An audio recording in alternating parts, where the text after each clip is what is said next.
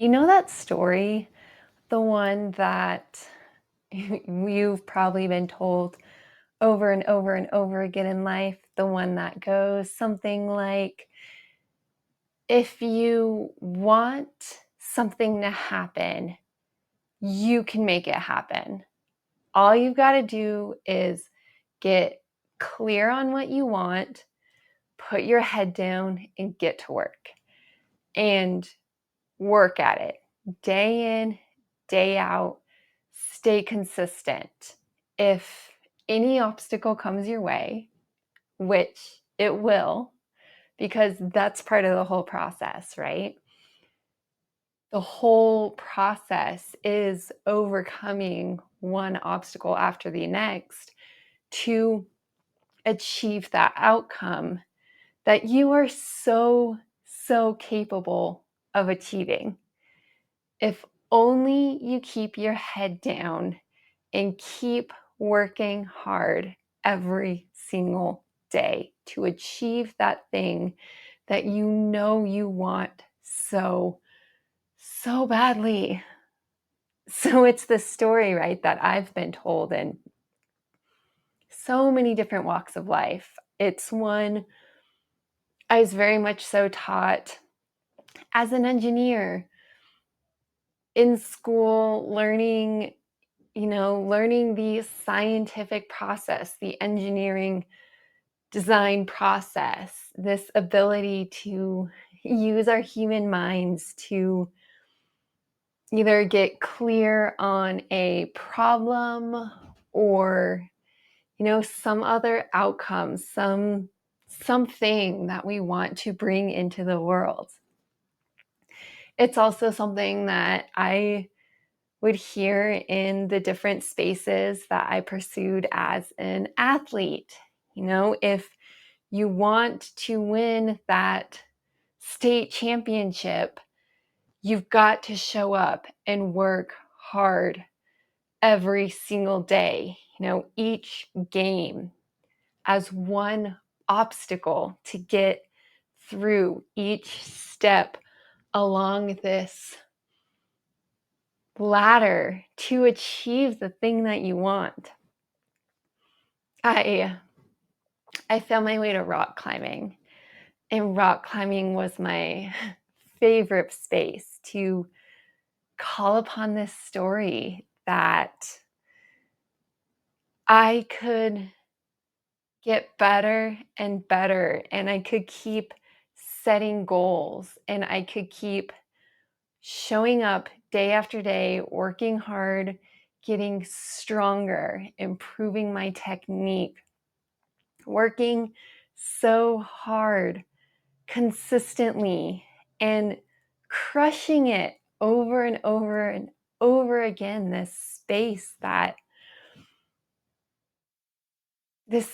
that I found that I could really call upon all these different parts of myself to really apply to this focused goal. And I could keep showing up consistently, working so hard. So there's a story with rock climbing that maybe we'll get to soon. But before we go there, I wanted to bring in this other space, game, arena that I found myself in that completely, utterly blew up this story for me, completely taught me to show up in this goal setting, accomplishment, achievement space in a very different way. So let me share this story about running 100 miles. Running 100 miles last summer, a grand goal, one that scared me more than any other goal I had ever set for myself. It showed up in a way that I was like, I don't think I'm ready for you. I'm not really ready to apply myself in that way. But, it just kept showing up like, no, Katie, you're in this. So I decided to be in this game. I decided, okay, July 2022, I'm going to run 100 miles through the mountains of Colorado. And I started training. And I know how to train as an athlete, as an ultra runner. I know how to train because I've finished many ultra races before. None to this extent, but the first time I trained for a half marathon, which then turned into running 50 Ks, which then turned into running 50 miles back and forth across the Grand Canyon, which turned into 100K, building in this very linear fashion towards this 100 miles. I learned to show up, to do the hard work, to put in the miles day after day after day. And when it became clear to me that I would be training for 100 miles, I got very clear that I was going to have to take my training to the next level. I was going to have to be even more consistent. I was going to have to put in more hours. I was going to have to improve my nutrition. I was going to have to improve my recovery techniques. All these different things that come together to make something of this scale happen. I was fully on board, ready to start training. So what happened? What happened, as things do, as we've learned, is you show up to step into this goal achievement process, and one obstacle after the next shows up. And the game, right? The game, as we've been taught, is to take on each obstacle. The obstacle is the way, as Ryan Holiday would say, right?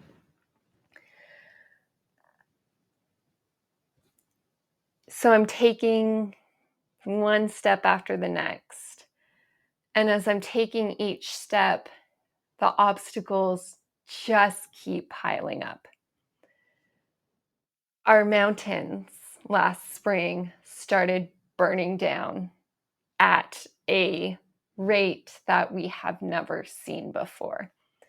The smoke in the air, the trails being closed down, the stress over whether the fire was going to get to town, burn my house down, whether I was going to need to evacuate. It all kept piling up, not to mention all the other things that go on in life, all the other things going on in the world. The war in Ukraine had started at that point, all these things just piling up. And what happened was really this deep, deep manifestation of stress on my body, coming in all of these different ways. Stress, I know how to handle that, right? That's what I do for a living now. So I called upon all the different tools, practices, everything to help stay grounded, focused. I can do this. I can do this. And what happened was, amidst all of this, I flew to the other side of the country for a yoga therapy retreat to learn more about how to handle this sort of thing with very effective, very strong practices that can truly be amazing. So I showed up at this retreat and I'm out there And a couple times I'm trying to go on a run out on this beautiful, beautiful land. And as I'm out there running, this my gut distress had gotten so bad at that point. I was in so much pain and I had some other pains and I'm out on the other side of the country as my part of the country here is burning down and the world is burning down and it's just all so much. And I'm doing all that I can to stay so crystal clear focused on the goal that I set for myself. So this one morning we're in meditation. We're in meditation and I'm looking forward to this meditation because all the other mornings had been incredible. I'd never been at a group retreat before. I had never before experienced the power of meditating in a group of other human beings. Every morning had been so beautiful and powerful. So I show up on day 4, I think. I show up on day 4 and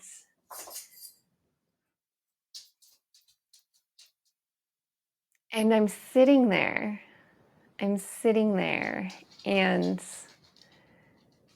I close my eyes and I bring in this mantra and I'm waiting to experience this wonderful experience.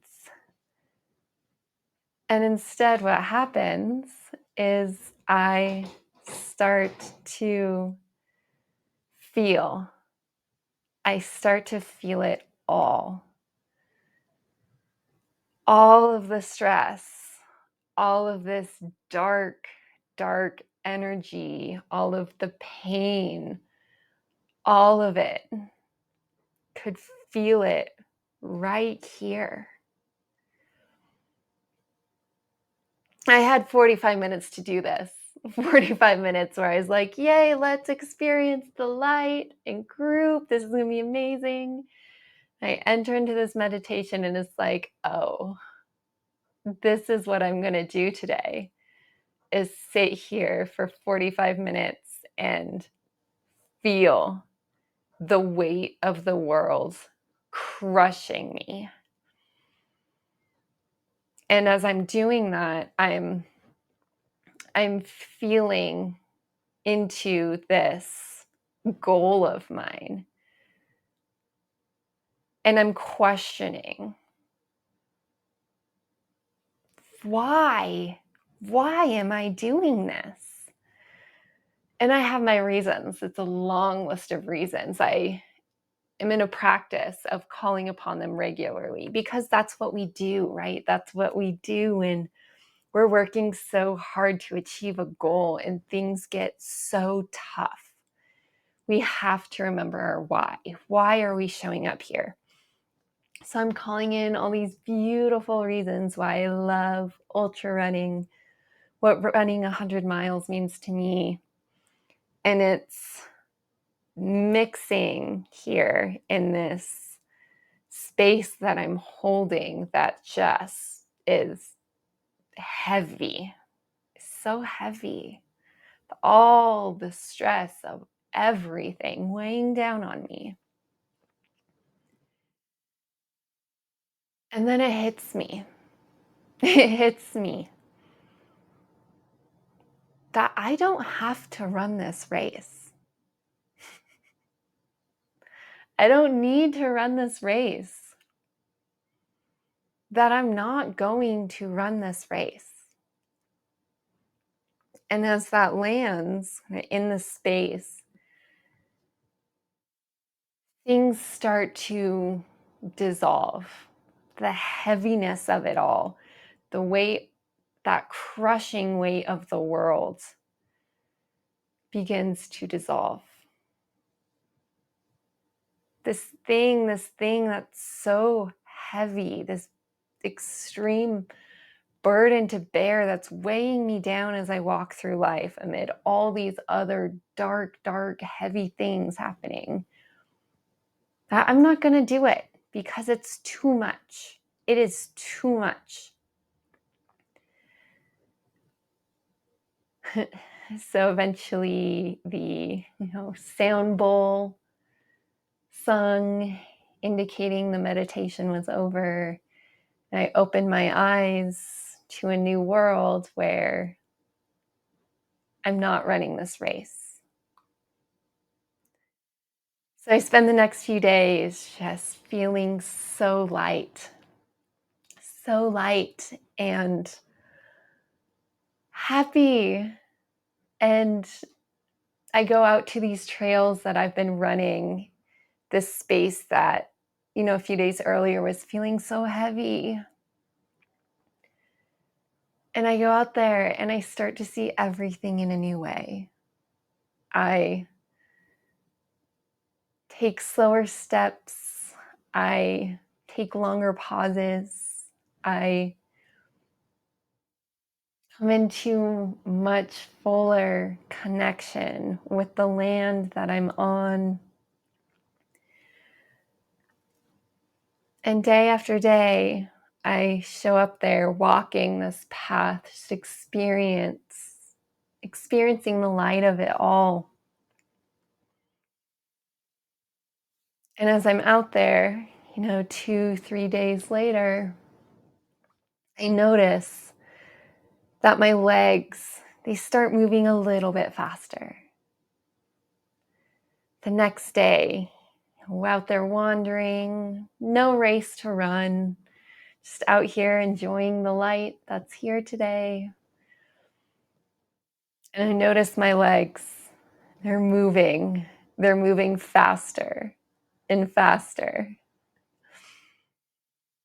The last day of retreat, I'm out there wandering just once more, and I find myself running. I find myself running these trails just full of light and wonder and joy, just truly, truly being in this experience that is running in beautiful places. And I remember, oh, yes, this is it. This is the only thing that matters. This is the only thing that matters. Me here doing the thing that I love so much. From there,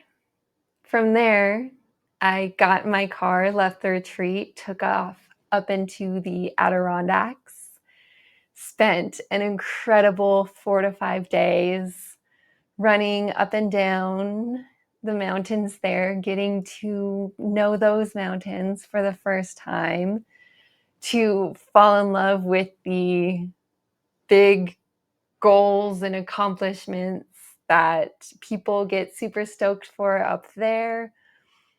That the 46ers climbing all 46 mountains over 3,000 feet, whatever it is in the Adirondacks. That's the big thing. And I found my heart just igniting, like, yes, this is so cool. I'm here for 4 to 5 days. Let's see how many of these I can climb. I can run up and run down. And in doing so, just continuing to ignite this fire in me that's like, you know what? I can run 100 miles.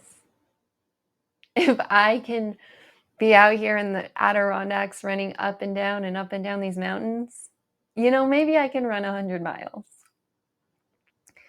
So then I returned back to the Rocky Mountains.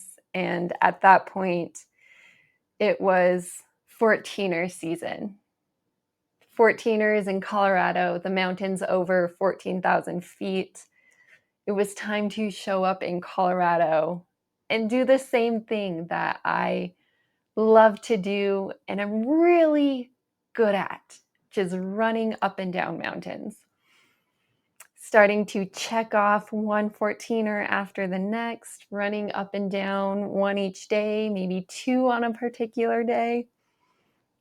And as I'm doing this, I'm finding myself in the very thing that I love so much,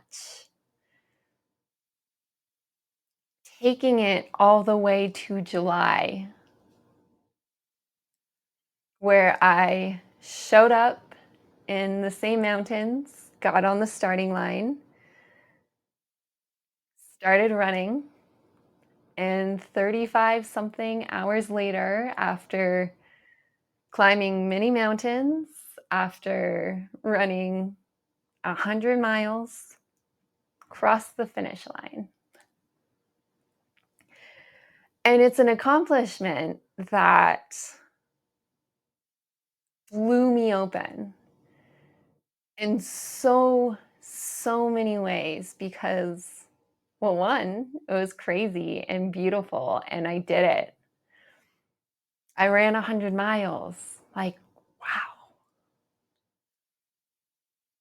More than that, it's a goal that I accomplished that taught me very much so about this process that is accomplishing goals, that is climbing mountains or many mountains, that is solving problems, that is moving our way through obstacles, whatever words we want to put to it.